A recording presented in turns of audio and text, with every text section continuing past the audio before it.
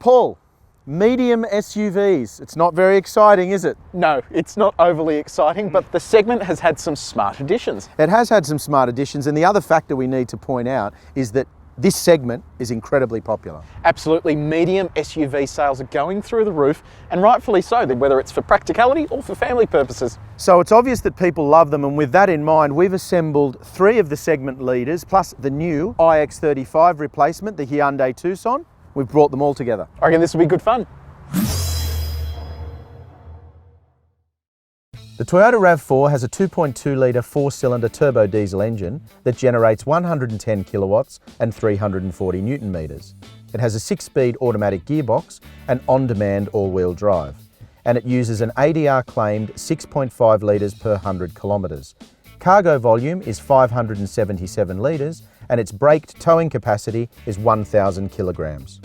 It has a 6.1-inch colour touchscreen with satellite navigation and Bluetooth audio streaming, climate control air conditioning, leather trim, heated front seats and a reclining second row. RAV4 has numerous safety aids including lane departure warning and blind spot monitoring, but it does miss out on autonomous braking. Subaru Forester has a 2-litre 4-cylinder turbo diesel engine that generates 108 kilowatts and 350 newton metres. You can choose between a 6-speed manual or a constantly variable transmission.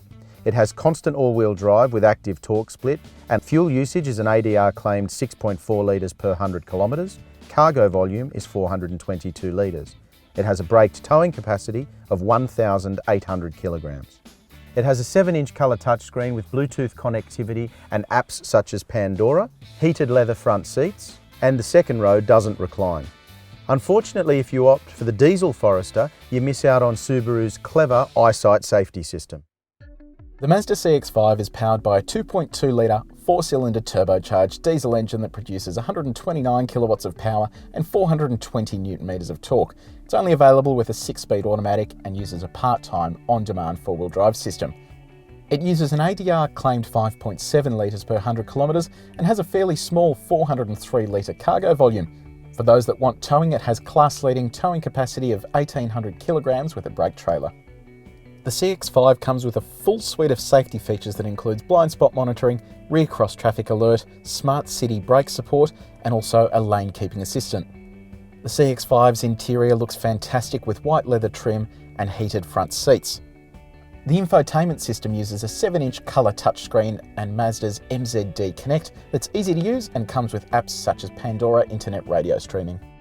The Hyundai Tucson is powered by a 2-litre turbocharged 4-cylinder diesel engine that produces 136 kilowatts of power and 400 newton metres of torque. It's mated to a 6-speed automatic gearbox and uses a part-time on-demand 4-wheel drive system with a centre differential lock. Electrically assisted steering is joined by an ADR claimed fuel consumption of just 6.8 litres per 100 kilometres. Towing capacity is just a little under the segment best at 1,600 kilos for a brake trailer. The Tucson has a leather-appointed interior with heated and cooled seats for the first row. The Tucson uses an 8-inch colour touchscreen that's easy to use and contains the navigation and audio functions. The Tucson is the only car here with rear air vents, and it also comes with a full suite of safety technologies that include blind spot monitoring, rear cross traffic alert, a lane keeping assistant and autonomous emergency braking. Okay mate, Toyota RAV4. I had no idea these things were still on the market. They are still on the market, and you're not in a rush, are you? It'll come up eventually. The reason this is here, whether you like it or not, is that the last time I checked, 435 million of these sold new in Australia, and if I'm Toyota Australia, I'm going to charge you whatever I want for the RAV4, and guess what? You're going to pay it. That is so true. And look, it does tick some boxes. This is the biggest cargo space of all 4. Massive. It's got heaps of room. What I do like about the RAV4, whether you think it's boring doesn't matter, this has got everything you need, nothing you don't, and it'll never let you down. Absolutely, and I think another one that ticks that box is this thing. Subaru Forester. Now once again, I hope you're not in any great rush, not standing around in the rain waiting for this thing to open. This thing is incredibly slow. Very, very slow. Look at it go. Look, the thing with the Forester that I really like is bulletproof reliability. It's a reputation that's well earned, it's comfortable, and I think for me, the main thing with this car is that it's the most car car like to drive? It doesn't really feel like an SUV. And it's permanent all-wheel drive, so that means it is always sending torque to all four wheels in some combination. So it's the car for someone who really does need to go off-road every now and then. 100%. Your two cars are down here. This guy here, the Mazda CX-5, it is the sportiest car in this Hey, segment. what are you doing? It's not motorised, sorry. Top spec Mazda CX-5, you've got to open the door yourself. That's great, good start. And it also has the smallest cargo volume as well, It which really isn't does. great, but it drives beautifully. Now, hang on a second, hang on. I thought this was an SUV segment. It drives beautifully. I wasn't aware we were buying sports SUV, cars. sports utility vehicle. Okay, fair enough. It's there, it's great. All right, new kid on the blocks next. This has to be one of my favourite looking cars, the Hyundai Tucson. So this replaces the iX35, which for Hyundai sold in massive numbers. It's a beautiful looking car, and it's an important car globally for Hyundai. I think it's got that good balance between space and practicality, and it's got plenty of gadgetry, but there's one thing it doesn't have. What's that? Apple CarPlay, Now- which is crazy. You shot a video, right? I did a video last week on Apple CarPlay in the Hyundai Tucson, picked this up, and there's no Apple CarPlay. What's the go? Look, I don't know, it's coming. There's some delay or something like that. So next year sometime. Who knows? But I reckon we need to take these things for a drive. Let's get behind the wheel and find out what we like about each of these four. Cool.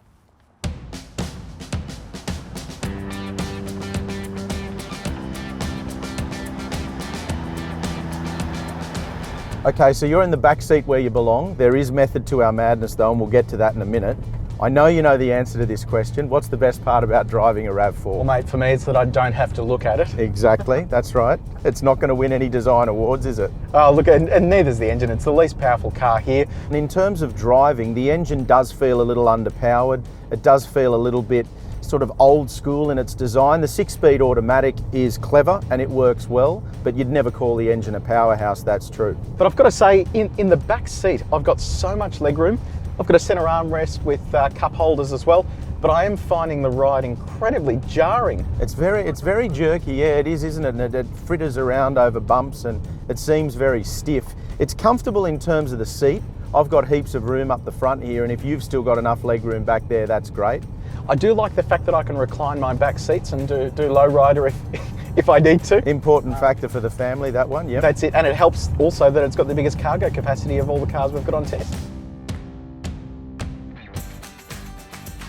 So you might think the RAV4 would be the one that's like a favourite old cardigan, but I reckon the Forester is. It doesn't feel dramatically new, but it certainly gets the job done, doesn't it? Yeah, look, it does. And from my point of view in the back here, it's quite comfortable. It's so airy in here. There's so much light. I can actually see out the windows. I've got a centre armrest with cup holders too, but I can't recline my seat like I could in the RAV. I do like the ride. It seems to soak up the corrugations better than the RAV. And you're right about the engine power too. It doesn't really feel dramatically better than the RAV4, even though it makes a little bit more power and torque. It still doesn't feel like a rocket ship. I suppose that's offset by good efficiency. But it does come with class-leading towing capacity, and I'm a big fan of that entertainment system. I reckon it's one of the best out of the cars that we've got here. But I'll tell you what hasn't helped bring it forward, no eyesight, which is Subaru's life-saving technology. No, exactly. That in this sort of family vehicle that gets used to truck the kids around so often, that's something that really needs to be looked at. This is a constant all-wheel drive car. Does it feel sort of more sure underfoot? I think around town you're not going to notice that, but if you're on really slippery roads or you're out in the country on gravel, you'll pick that up. Around town, not such a factor though.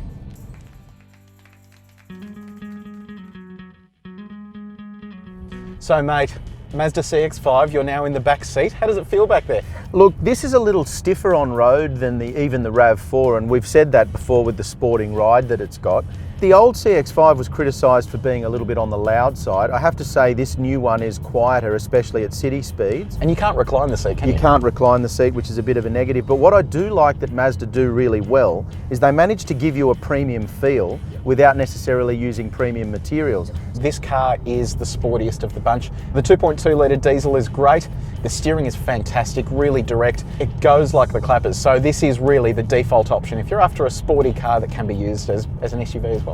You know what this car's for? Drivers of SUVs who think they're a Formula One driver. Now, of course, this is the most fuel-efficient car, but it has the least cargo volume. Do you reckon that would affect the influence of buyers? This might be big enough if you've got one child, but when you go to a second one, it's going to be a bit tight in the back.